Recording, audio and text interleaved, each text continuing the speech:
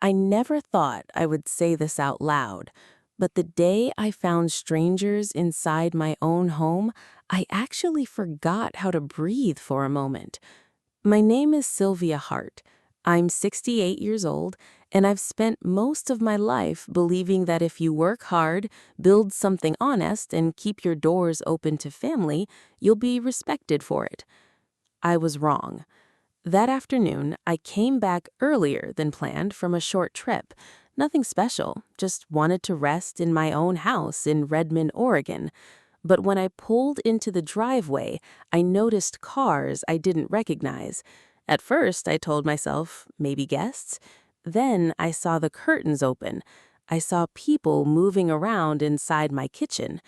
And I remember standing there for a few seconds, just staring at my own house like I wasn't allowed to enter it anymore.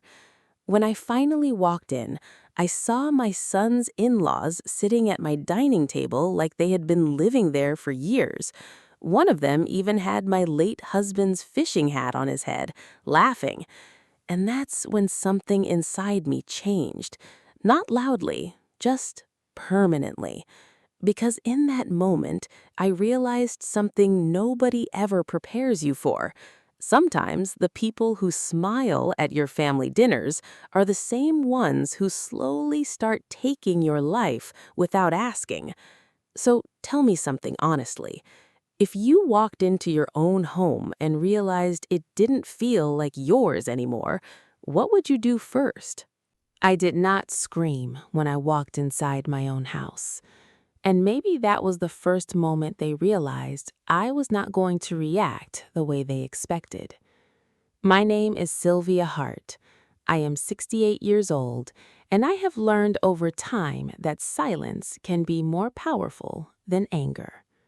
But nothing in my life prepared me for what I saw that afternoon. 7 people were inside my Redmond home, not guests, not visitors. They were already settled, like they belonged there. My purse was still on my shoulder when I stopped in the doorway, just looking. Gordon Knox was sitting at my dining table like it was his. My late husband's fishing hat was on his head. Paula was opening my kitchen cabinets like she was checking inventory.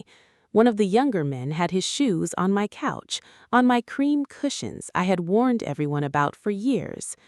And nobody looked surprised to see me. That was the worst part. For a few seconds, nobody even stood up. I remember thinking, this cannot be real. Then Gordon finally spoke, like nothing was wrong. "Hope you don't mind, we just thought we'd make ourselves comfortable." Comfortable. That word stayed with me. My eyes moved slowly around the room. My home, my rules, my space, turned into something I didn't recognize anymore. And then I asked the only question I could manage without shaking too much. "Where is Mira?" Paula smiled. That soft kind of smile people use when they are trying to sound polite while saying something dangerous.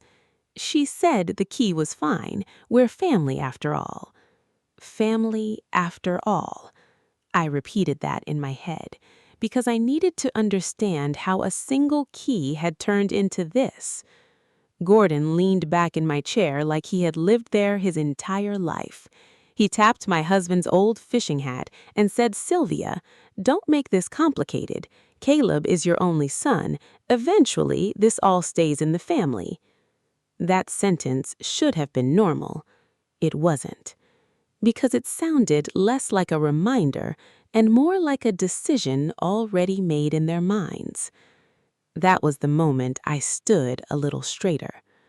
I walked slowly to the table, picked up that fishing hat, and placed it down on the sideboard where it belonged. Then I looked at every single face in that room and said something I did not plan before I said it. "You have 30 minutes to leave my home, every person, every bag, every car." Gordon actually laughed at first, like I was overreacting.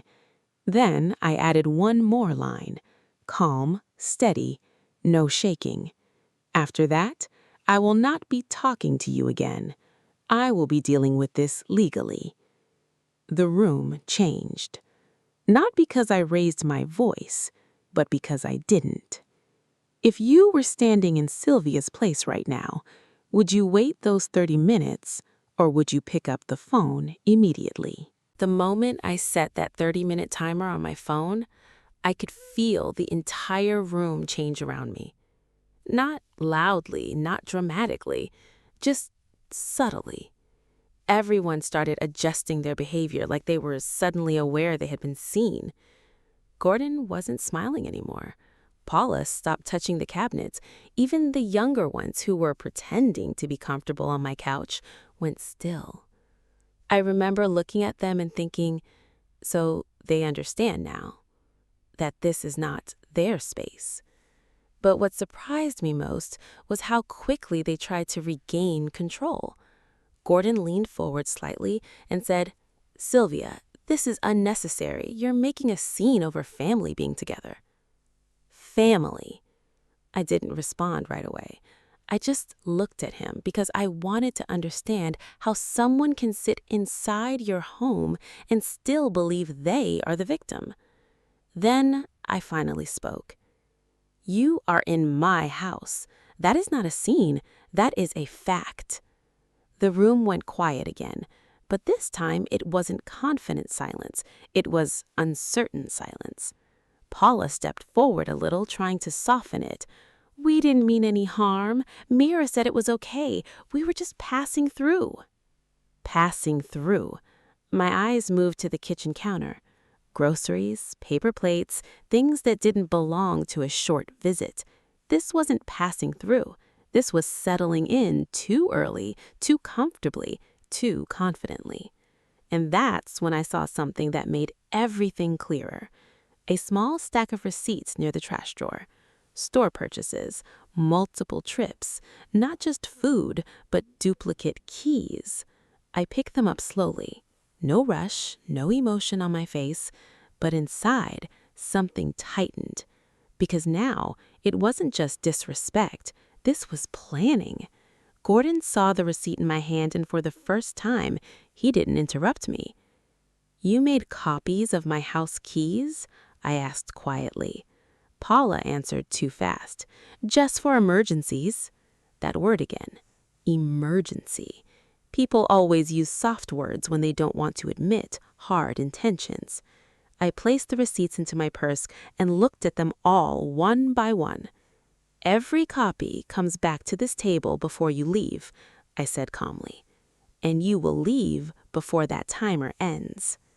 That's when Gordon finally leaned back and said something that changed the direction of everything. "You're going to regret treating your family like this." I didn't answer him because at that exact moment, my phone started ringing. Caleb's name showed on the screen. I didn't move immediately. I just held the phone for a second, then answered it on speaker. And I said, without looking away from Gordon, "You should hear this, because your wife's family is inside my house with duplicate keys." There was a pause, a long one. Then Caleb's voice came through, slower than I expected. "Mom, are they still there?" And suddenly, nobody in the room was breathing properly anymore. So tell me honestly, in that moment, would you stay calm like Sylvia did, or would you lose control the second your trust gets broken like that? Caleb didn't raise his voice. That was the first thing that told me he understood the seriousness of what he was hearing. There was a long silence on the phone, the kind that feels heavier than shouting. Then he finally asked, "Mom, are they in your house right now?" I looked at Gordon when I answered. "Yes, they are still here." And I could hear something shift on the other end of the call. Mira's voice came faintly in the background, trying to explain something at the same time, but Caleb cut through it calmly. "Don't say anything yet," he said. "I'm coming." That was all. He didn't argue, he didn't accuse, he just made a decision. And that's when I realized this wasn't just my conflict anymore. Gordon stood up slowly, trying to regain control of the room. This is ridiculous. We were invited here. This is being blown out of proportion. But his voice didn't carry the same confidence now. Not after Caleb's tone. Not after that silence from the phone. I walked to the table, took the duplicate key receipts, and placed them in front of him. "You don't get to rewrite what happened," I said quietly. "You were not invited. You entered. There is a difference." Paula tried to speak again, but stopped halfway. She had nothing left to defend. And for the first time, Gordon didn't interrupt me. I think he finally understood something had already shifted beyond his control. The timer on my phone reached 0. I picked it up, looked at it once, then turned it off. "Time is up," I said. That was it. No shouting, no drama, just finality. They left slowly, not because I forced them out physically, but because there was nothing left to argue with. When the last car pulled out of my driveway, the house didn't feel loud anymore. It felt empty again, but in the right way. Later that evening, Caleb arrived. He didn't look angry. He just looked tired. And when he finally spoke, it wasn't to defend anyone. He said, "Mom, I should have protected your peace better." That was enough for me. Mira didn't speak much. She just stood there, realizing what happened couldn't be undone with explanations. Not everything survives access given too easily. Later, I called my attorney. No shouting, no revenge, no emotion left in the paperwork. Just clarity. The locks were changed the next morning. The duplicate keys were invalidated. The house was placed under full legal protection. And for the first time since Arthur passed, I stood in my kitchen and felt something I hadn't felt in a long time. Peace. Not because nothing happened, but because I finally stopped letting it continue. So tell me honestly, after everything you just heard, do you think Sylvia went too far, or did she simply protect what was already hers?